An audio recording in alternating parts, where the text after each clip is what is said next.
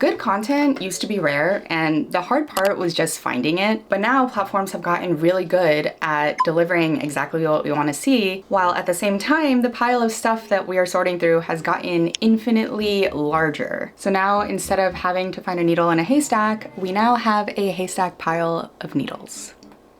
And your first instinct might be to just try to get through everything faster, like putting on a podcast while you're doing the dishes, or using AI to summarize things, even listening to everything on 2 to 3 times speed. I mean, I know I've tried all of these things, but the real problem is that you can't optimize your way to the end of infinity. And that's where digital gardening comes in.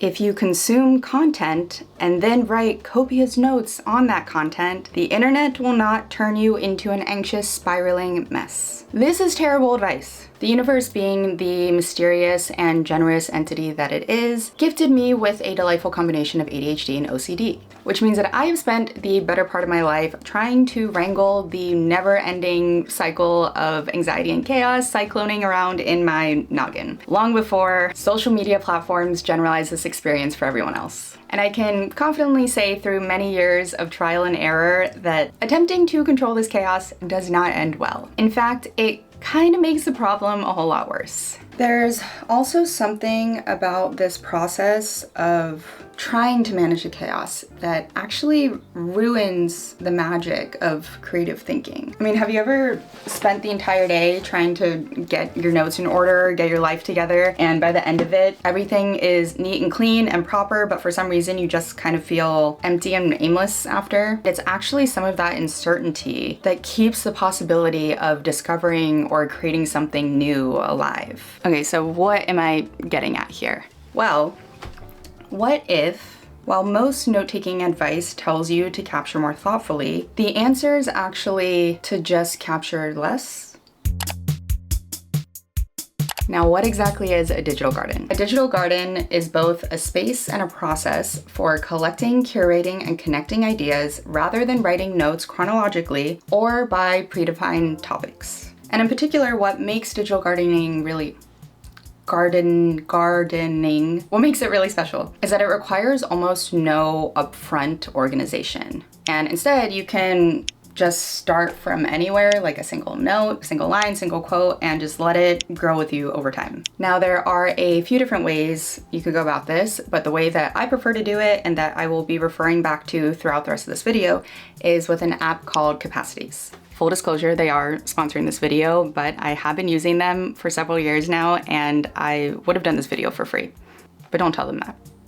Most algorithms that we are familiar with are designed to know exactly what you would be most likely to click on, but your digital garden, on the other hand, is designed to show you what you actually care about. And those are not the same thing. Welcome to my desk if you're new here, and welcome to my very pretty homepage in Capacities. Now, Capacities is an object-based note-taking system, which in simple terms just means that your notes are going to be organized based on what they are, rather than chronologically or based on topics, however you organize your notes right now. So in my system, for example, I have objects like people, weeks, months, years, sources, media. This is books, movies, shows, journal entries, projects, just good old-fashioned notes. I have personally found this to be a very good system for anyone who gets overwhelmed very easily, because it's just enough structure to really make it obvious where to put something. I mean, you're literally just asking, what is this? Without forcing yourself to decide what it means in that same moment. There are a few different ways you can input notes and references into Capacities, but the primary two are either to just create an object directly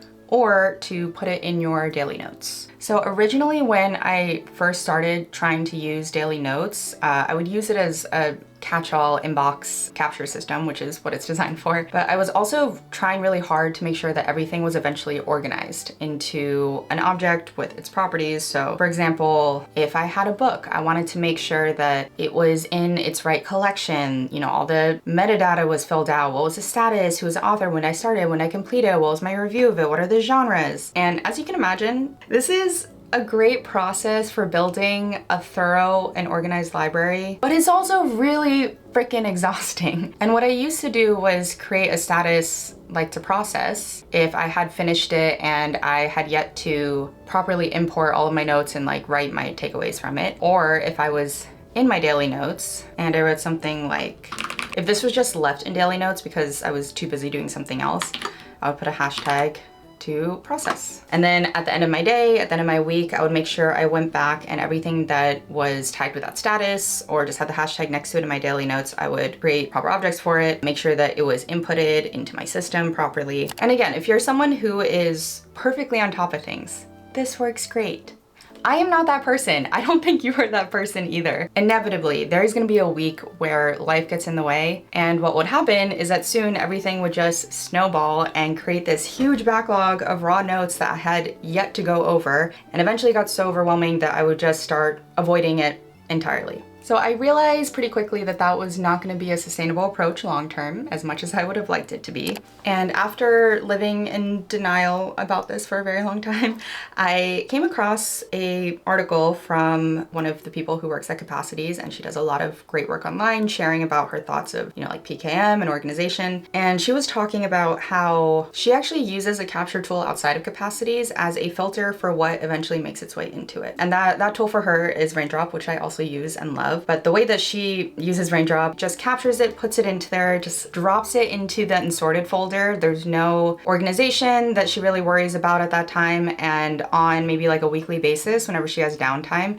she goes through and looks at all the stuff that she's captured. But the point is, she does not stress herself out about making sure that everything that causes even like the tiniest spark goes into her system. And that's when I had this light bulb moment that what if my daily notes were treated in the same way?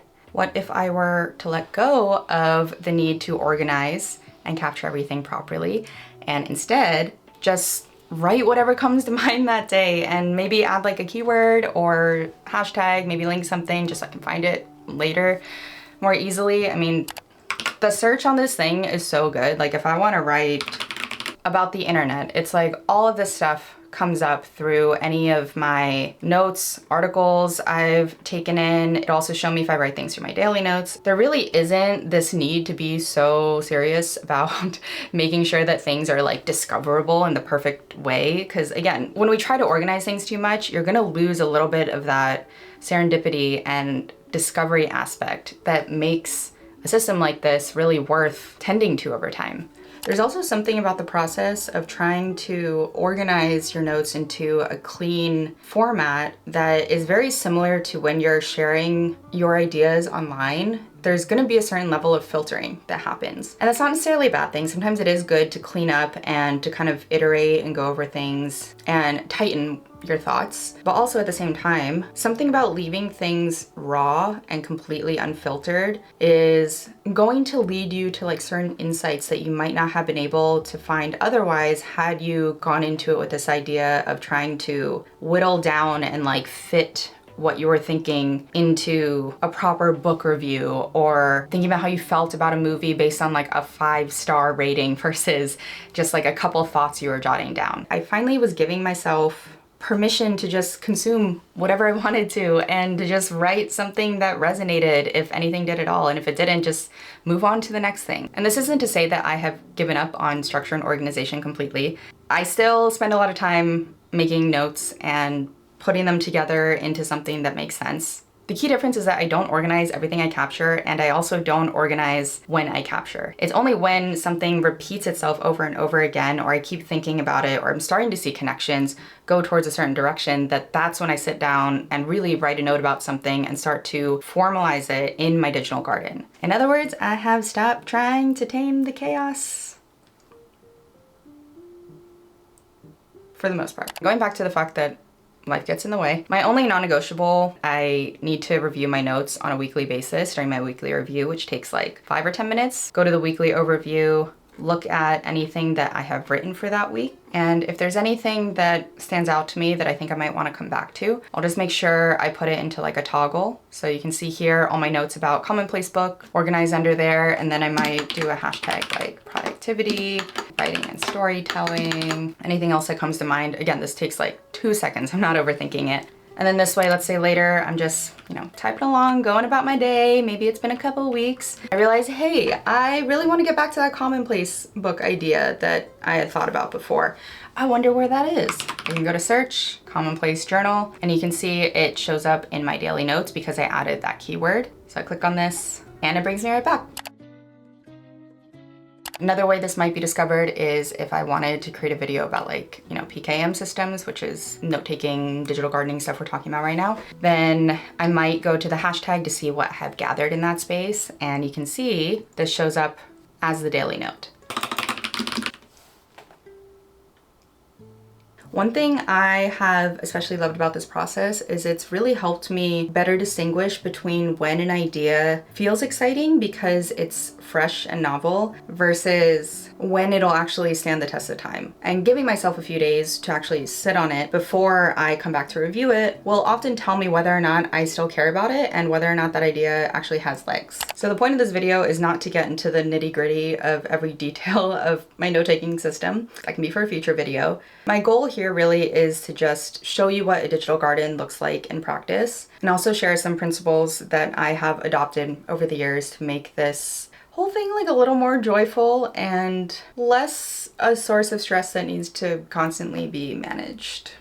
So most of us have certain personal themes that we tend to return to over and over again, whether we are aware of them or not. And your personal algorithm is just that. What do I keep coming back to? What ideas won't leave me alone? Your garden is designed to make those themes visible to you, and the best part is that you don't even have to go looking for them. They just magically surface over time as you keep using your system more and more. But in order to discover ourselves in this way, we have to leave room for messiness and serendipity in a way that traditional note-taking just really isn't suited for on its own. And personally, I have found the only way you can really get it to resurface themes that are authentic to you is if you're writing and collecting honestly, which at least for me means keeping it somewhere that I do not have to perform. Originally, digital gardens were meant to be public, like a personal wiki that you share online. I have personally chosen to keep mine private just because so much of my thinking already lives in public. Love you, but boundaries and breaks are healthy even in the best of relationships, right? And I wanted at least one space where I didn't feel like I had to perfect what I was saying or thinking for an audience. I think there's been a lot of pressure lately around thinking in public, documenting the journey, sharing the process, having a point of view. But even when we say that we're being unfiltered online, we're still editing internally. We're romanticizing, we're censoring, we're making sure that we don't say the wrong thing. And a private digital garden is one of the few places that you don't have to worry about that. It's your permission to be messy, to be a multifaceted, imperfect human instead of a curated, marketable brand that you can sum up in an elevator pitch. A great quote, I think, really encapsulates this from a book called The Gift, which is about the tension between art and economics. Good art creation comes from abandoning the idea of being a prophet with honor and dignity and just settling down in the muck of your own mind.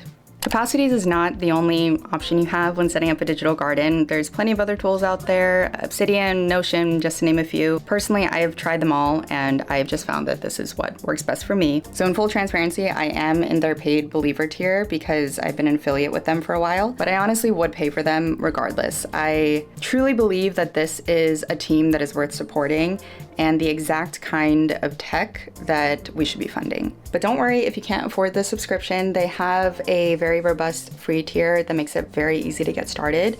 I do have the link below in the description if you want to check them out. I'm sure I'm probably not the first person to tell you that social media is not what it used to be. There's still a lot of joy and connection to be found online, and a lot of really smart and creative people creating really new and interesting things that I don't want to miss out on. And digital gardening has really been the way for me to find balance in still getting to participate in that wonderful, alive internet without having to constantly be overwhelmed by how much stuff there is out there. Once again, if anything we talked about up until now resonated with you, I highly suggest you give Capacities a try.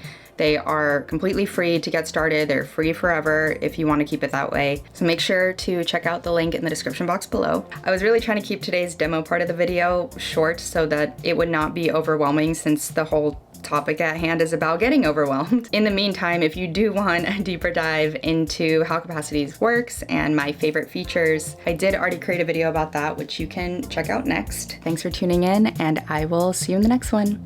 Bye.